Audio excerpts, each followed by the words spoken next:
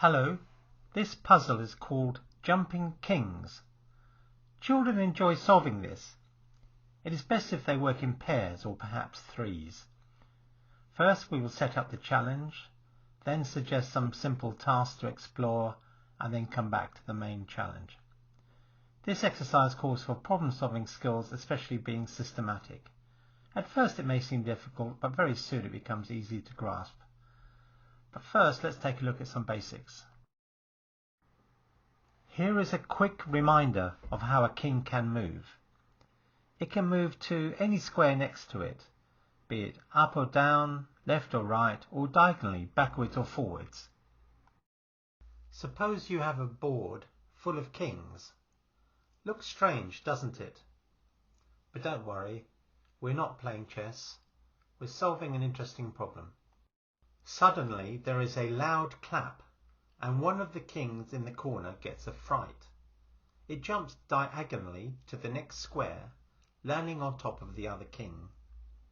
So now there are two kings on the b7 square. Just so that you know there is more than one king on b7, its colour is changed from white to black. The important thing for us to note is that there is now a space on the A8 square. We say that the square A8 is unoccupied. It's empty. Another clap, and then another three kings jump. They jump randomly to any of the squares next to them. As it happens, they all jump to the same square as the previous king jumped. Don't worry, the king on b7 can cope with four other kings on his head. There are now four empty squares. Now we get to the real challenge. Suppose all the kings jump at once. They can land randomly on any adjacent square. The question for you is, what is the maximum number of unoccupied squares? In other words, how many empty squares can you create? This is an opportunity for you to do some investigations. Before moving on, let's think about the physical equipment. If you are using a chessboard and pieces, then actually this exercise works best if you use coloured counters. You may have noticed that kings cannot be stacked on top of each other very easily. It is most convenient if there is a different colour on each side of a counter. This is because you can then indicate when a piece has moved from its original square. In the diagram, I'm using drafts pieces. So the answer to the challenge, it's not going to jump out at you. What you need to do first is to explore the problem. Let's look at a couple of small questions which could lead to some insights. So the first question we pose ourselves is as follows. After jumping, what is the greatest number of pieces there can be on any square? Pause the video and try this for yourself. You may have given the answer 9. Perhaps you reasoned that all the pieces surrounding a square could move into that central square. However, there is something wrong with this answer. Take a few moments to think what could be wrong.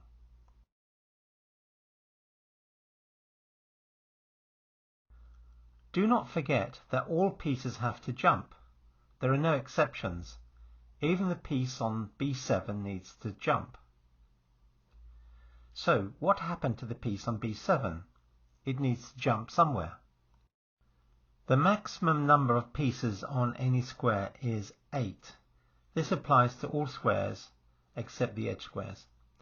The king on b7 needs to jump somewhere. It could have jumped to c7. This is interesting because it means that we have to think now about a pair of pieces which are connected. Our thinking has moved on from considering a single square to considering a square and another square adjacent to it. Before looking into the implications of this, let us consider a second exploratory question. So we're exploring some questions to give us more insight into what is possible. The second question we ask ourselves is as follows. Is it possible that all the squares are occupied after the jumps? Try this one for yourself. What sort of arrangement would result in the final position looking exactly the same as the starting position? Yes, when dealing with randomness, things can happen by chance alone. Hence, we can select any outcome. We select one in which adjacent pairs on each row could swap sides. For example, A8 switches with B8. C8 switches with D8, and so on. These have been useful explorations. Let us return to the main challenge. We have had a good clue. Let us put the kings into pairs. B7, C7 and F7, G7. Each pair contains 10 more pieces between them. For the purposes of this challenge, it does not matter how many pieces are on each of the black squares. We have done 2 pairs. Where would you put the next 2 pairs? Give it a go. Once you have a good idea, keep repeating it. Another 3 rows done. That's 24 squares covered by 2 pairs. On average, each black group contains 6 pieces. You've almost completed it. How to complete the rest? So the whole board can be covered with 6 pairs. The final pairs on the first rank could have been placed on the second rank with the same result. Let's count up. There are 12 pieces on the board and 52 empty squares. How many other solutions can you find? We looked at pairs of pieces. Maybe there is another pattern. From now on, we are just going to move the black counters around. The only condition is that the empty square should be within 1 square of the black counter. Let's create some different patterns and measure success by how many empty spaces are created per black counter. Quads look pleasingly symmetrical, but it takes 4 groups of 4 to cover the board. We cannot do it in any fewer with these quads. So this is only 4 pieces per black marker. Looking at it another way, there are just 3 empty squares per black marker. Not very efficient. This is not a very efficient way to cover the board compared to using pairs. The colours show the squares from which the pieces moved to the nearest black marker. We can say that our markers are not working very well compared to the pairs. When you have pairs, the pieces can reach front, back and sides, but with quads, only squares nearest the corner can be reached. Let's move on to look at triples. Triples refer to 3 connected pieces. Here are 4 patterns with triples. Let us assume that these are the only ways that 3 pieces can be connected to each other. This is where a systematic approach is required. From top left clockwise, we can name the shapes: straight, corner, elbow, and arrow. Let us examine them separately to see how good they are at covering the board. 3 straight in a row takes in 3 times 5 equals 15 pieces. 3 in a corner takes in 4 times 4 minus 1 equals 15 pieces. So both of these patterns covers 15 pieces, a ratio of 5 to 1, which is much better than for quads. 3 of the arrow shape take in 4 times 5 minus 2 equals 18 pieces. 3 in an elbow takes in 5 times 4 minus 3 equals 17 pieces.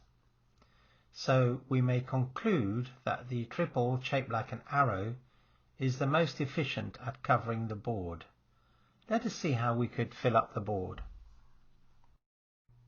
The arrow triple is the shape which fills the largest number of squares, so we start by placing it in the bottom left-hand corner. Note that at least one of these triple squares will be occupied by pieces from non-triple squares. This is because two connected squares may have just swapped their occupants, leaving the third square to find occupants from outside the triple. The next task is to decide where the second arrow-shaped triple is going to go. We notice that there are 5 empty squares in row D1 to H1, so it should be placed there. So now we have the two arrow-shaped triples. The second shape was inserted at right angles to the first shape.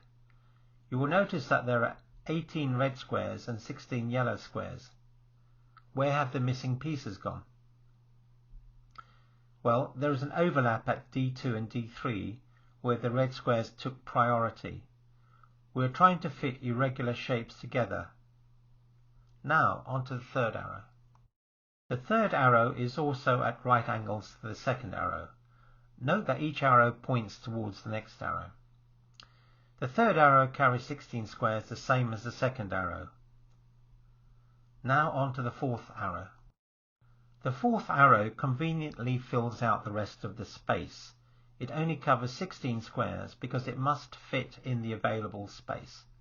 So, although the arrow shape is the largest, it cannot spread to its full extent. As a result, the arrow triple and the pairs are at equal efficiency in filling the available space. We have established that if we use triples in an arrow shape, we can solve the jumping kings problem with 12 squares occupied, which is 52 squares unoccupied. There is a nice symmetry to the pattern. The heads of the arrows sit on C3, F3, F6 and C6. Sometimes solutions arise as extensions of other solutions. Can you see any pieces that can be moved from one section to another? Look carefully at the B5 square, which stands between two triples and is marked in green. Now shift the piece on B4 into B5. Notice that it makes no difference to overall coverage. It is optional where the B4 piece sits. Similarly, the piece on G5 could be moved to G4, also marked in green, without any loss of coverage. Similarly and alternatively, we could move E2 to D2 and D7 to E7. So what does it look like if we switch the pieces using the green squares? Voila! We now have generated a new pattern with two groups of 4 and 2 pairs, all diagonally arranged. The number of pieces remains the same at 12. It would have been difficult to have foreseen this from the original board with 64 kings. We have established 3 ways to cover the space with 12 pieces corresponding to 52 unoccupied squares, using spaced pairs, or triples in an arrow shape, or 2 lots of diagonally connected quads and pairs. You can rotate and reflect these basic patterns. 52 is the maximum number of empty squares. This is not difficult to prove, but you will have a good intuition from this exercise. We can summarize the method to arrive at the solution. We started with a problem and explored it in order to gain some insights. Moving kings around is cumbersome, so we switched to using counters. We tried a solution, but it did not work unless we had connected pieces. Hence, we moved on to solutions in which the pieces were not isolated. We developed a modified solution using pairs, the simplest form of interconnection. Having found a solution, we investigated whether there were other solution patterns. We looked at triples and found them to be promising. We investigated which triples gave us the greatest coverage. We could compare these results to the results from pairs and only select solutions which were stronger. Having found a solution using a particular pattern of 3 pieces, we then extended the investigation to other patterns. Finally, we found we could generate a completely new pattern of 4s and 2s by slight adjustment to the triple pattern. Each step was clear and simple, and in the end we found 3 elegant solutions. Thank you very much for watching.